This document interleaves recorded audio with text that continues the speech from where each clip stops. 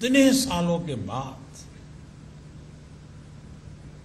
ये इंस्टीट्यूट अपने आप में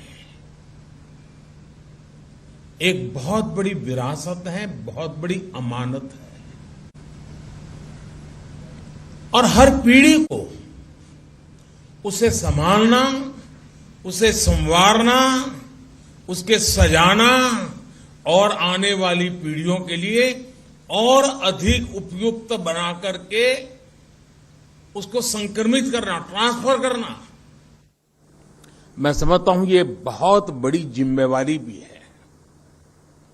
साथियों, पिछली बार जब मैं यहां आया था, आप लोगों से मुलाकात हुई थी, तब हम महात्मा गांधी जी की 150वीं जयंती मना रहे थे। उस कार्यक्रम में बापू की प्रतिमा का अनावरण किया गया था और आज जब ऑडिट डे का ये महत्वपूर्ण कार्यक्रम हो रहा है तो देश अपनी आजादी के 75 वर्ष अमृत महोत्सव मना रहा है। आज हमें देश की अखंडता के नायक सरदार पटेल की प्रतिमा के अनावरण का सौभाग्य मिला है।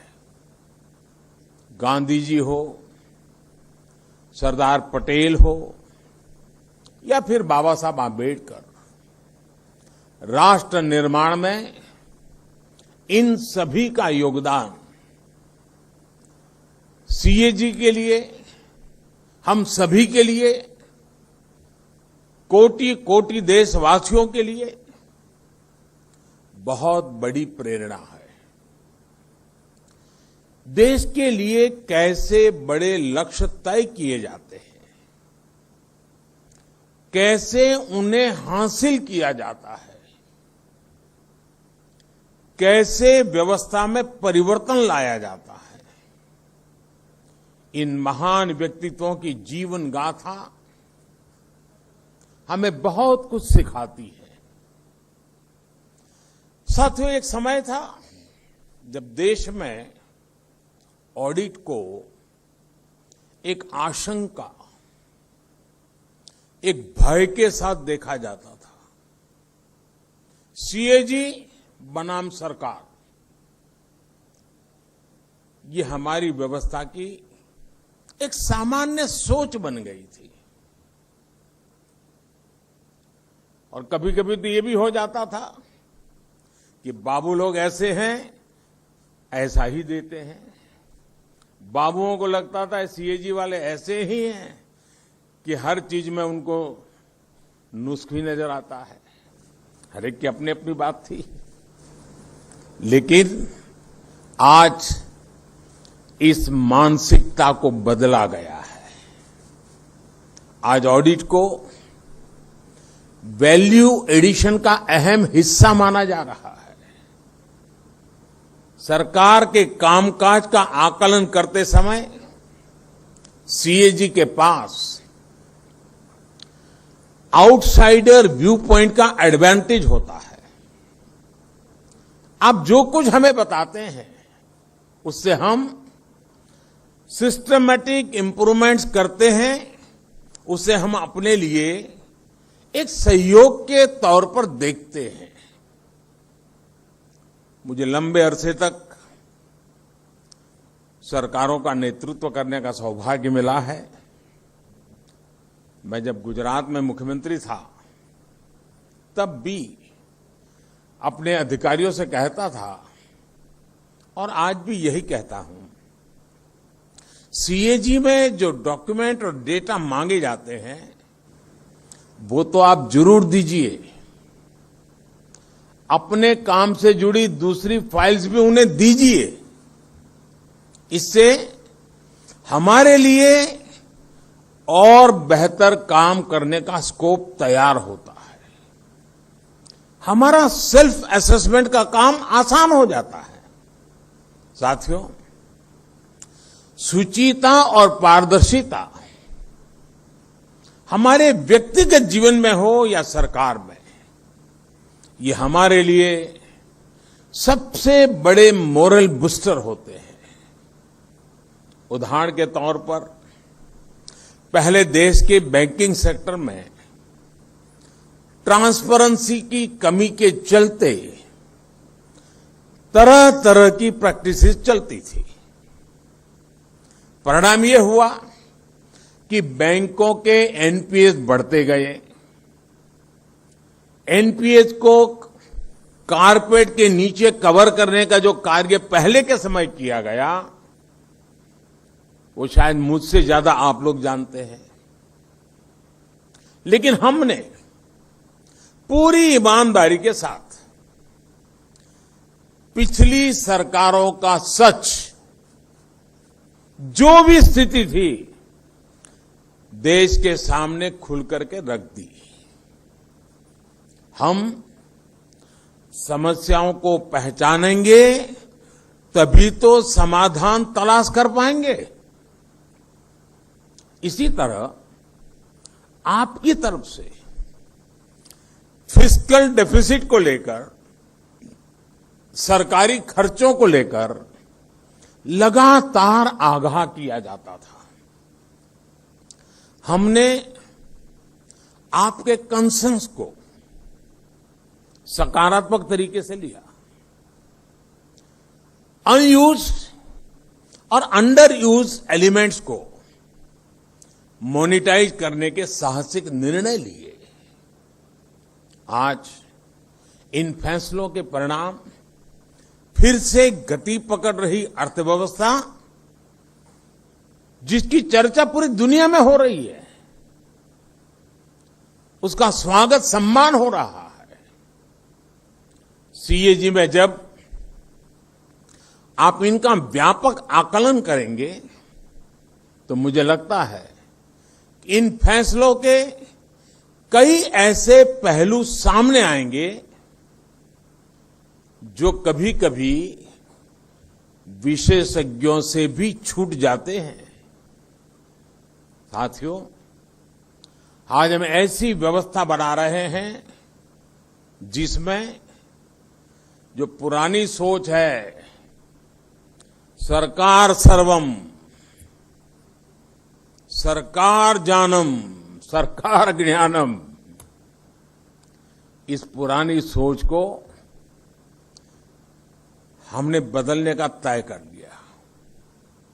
और उसका परिणाम सरकार का दखल भी कम हो रहा है और आपका काम भी आसान हो रहा है। Minimum government, maximum governance, contactless customs, automatic renewals, faceless assessments, service delivery के लिए ऑनलाइन एप्लीकेशंस, इन सारे रिफॉर्म्स ने सरकार के गैर जरूरी दखल को खत्म किया है। सिस्टम में जब ये ट्रांसपेरेंसी आती है तो नतीजे भी हमें साफ साफ दिखाई देने लगते हैं। आज भारत पूरी दुनिया में तीसरा सबसे बड़ा स्टार्टअप इकोसिस्टम बन चुका है। आज 50 से ज्यादा हमारे भारतीय यूनिकॉर्न खड़े हो चुके हैं। हमारे आईआईटीज आज चौथे सबसे बड़े यूनिकॉर्न प्रोड्यूसर बनकर उभरे हैं। मिनिमम गवर्नमेंट, मैक्सिमम गवर्नेंस के इस अभियान में आप सभी को, देश की हर संस्था को सहभागी बनना है, ओनरशिप लेनी है, ट्रैवलर के रूप में चलना ही चलना है। हमारी हर संवैधानिक संस्था के लिए ये अमृत काल का एक संकल्प 2047 में जब हिंदुस्तान शताब्दी मनाएगा तब देश को बहुत ऊंचाई पर ले जाने की ताकत के रूप में काम आएगा।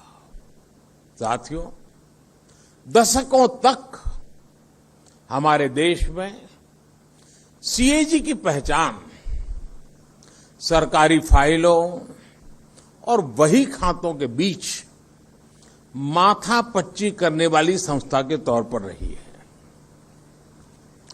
सीएजी से जुड़े लोगों की यही इमेज बन गई थी और इसका जिक्र मैंने 2019 में भी जब आपके बीच में आया था मैंने उल्लेख किया था। मुझे खुशी है कि आप तेजी के साथ परिवर्तन ला रहे हैं, प्रक्रियाओं को आधुनिक बना रहे हैं। आज आप एडवांस एनालिटिक टूल्स इस्तेमाल कर रहे हैं, जियो स्पेशियल डेटा और सैटेलाइट इमेजरी का इस्तेमाल कर रहे हैं। ये इनोवेशन हमारे संसाधनों भी उसमें भी होना चाहिए और हमारी कार्यशैली में भी होना चाहिए। मुझे बताया गया है कि आपने प्रिलिमिनरी फाइंडिंग्स को फील्ड ऑडिट से पहले ही डिपार्टमेंट के साथ शेयर करना शुरू किया है। ये एक हेल्दी प्रैक्टिस है। जब आप इन प्रिलिमिनरी फाइंडिंग्स को अपनी फील्ड स्टडी के साथ कंबाइन करेंगे तब इसके परिणाम और भी अच्छे निकलेंगे। इसी तरह मैंने आपको सुझाव दिया था कि आप ऑफिस से बाहर निकलकर ऑडिटीज और स्टेक होल्डर से मिले। आपने इस सुझाव को स्वीकार किया है। पिछले साल फरवरी में सीएजी के सीनियर ऑफिसर्स और मिनिस्ट्री के सेक्रेटरी ने एक सेमिनार भी किया था। मैं इन प्रयासों की सराहना करता हूं और उम्मीद करता हूं कि ये सिलसिला सेमिनार तक ही नहीं रुकेगा। ये सीएजी और विभागों के बीच पार्टनरशिप में प्रोग्रेस करने का माध्यम बनेगा। जब मैं सुनता हूं कि ग्राम पंचायत की महिला प्रधान को आपने इस प्रक्रिया में शामिल किया है तो हम सब के लिए ये गर्व की बात है कि आज हमारी संस्थाएं इस तरह के ओपन एनवायरनमेंट में जमीन से जुड़कर काम कर रही है। ये इवोल्यूशन, ये अनुभव सीएजी को और उसके साथ साथ हमारी ऑडिटिंग मैकेनिज्म को एक नई ऊंचाई तक लेकर जाएंगे। जितनी स्ट्रांग और जितनी साइंटिफिक हमारी ऑडिटिंग होगी उतनी ही हमारी व्यवस्थाएं ट्रांसपेरेंट और मजबूत होगी। साथियों, कोरोना के मुश्किल समय में भी सीएजी ने कितनी तन्मयता के साथ काम किया, इसकी जानकारी मुझे मिलती रही है और अभी कुछ बातें मुर्मू जी से भी सुनने को मिली। दुनिया के दूसरे बड़े देशों से होती हुई कोरोना की लहर हमारे यहां पहुंची थी। इतनी बड़ी आबादी की चुनौती हमारे सामने थी।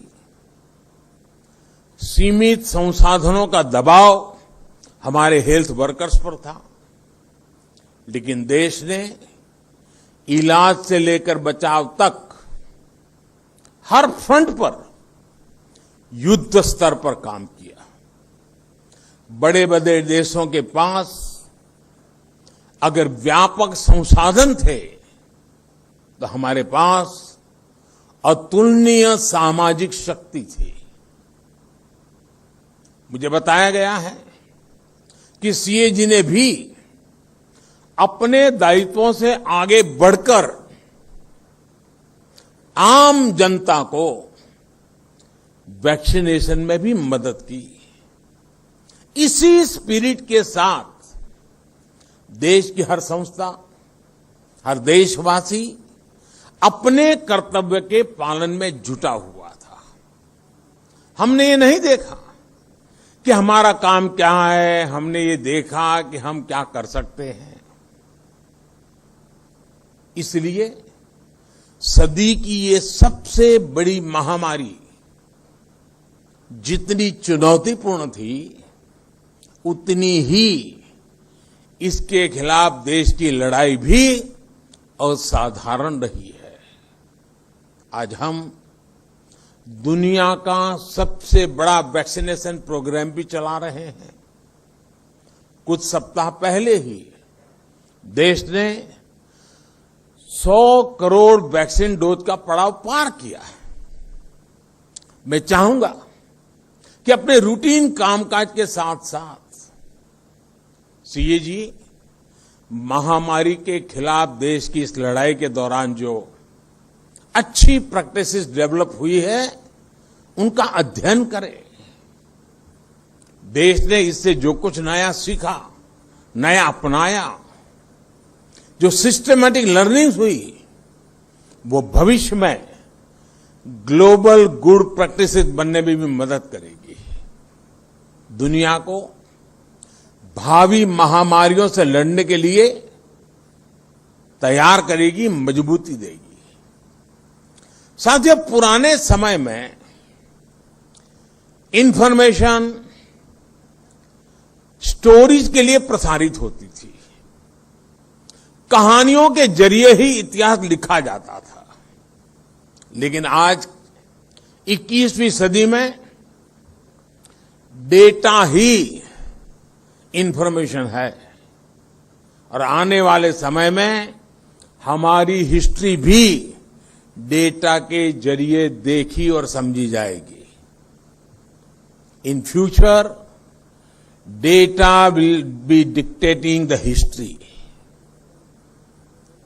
और बात जब डेटा और उसके असेसमेंट की होती है, तो मैं समझता हूं आपसे बढ़कर के कोई मास्टर नहीं है इसका। इसलिए आज आजादी के अमृत महोत्सव में देश जो प्रयास कर रहा है, जिन लक्ष्यों को लेकर आगे बढ़ रहा है, भविष्य में जब देश के इन प्रयासों का, इस कालखंड का आकलन किया जाएगा, तो आपका काम, आपके दस्तावेज उसका एक प्रामाणिक आधार बनेंगे। जैसे आज हम अपने स्वाधीनता संग्राम से जुड़े इतिहास को देखते हैं, उससे प्रेरणा लेते हैं, वैसे ही जब देश आजादी के 100 साल पूरे करेगा, तो आपकी आज की स्टडी रिपोर्ट्स उस समय के भारत के लिए अपने इतिहास में झोंकने का, उससे सीखने का जरिया बन सकती है। साथियों, आज देश ऐसे कितने ही काम कर रहा है जो अपने आप में अप्रत्याशित भी हैं और अभूतपूर्व भी है।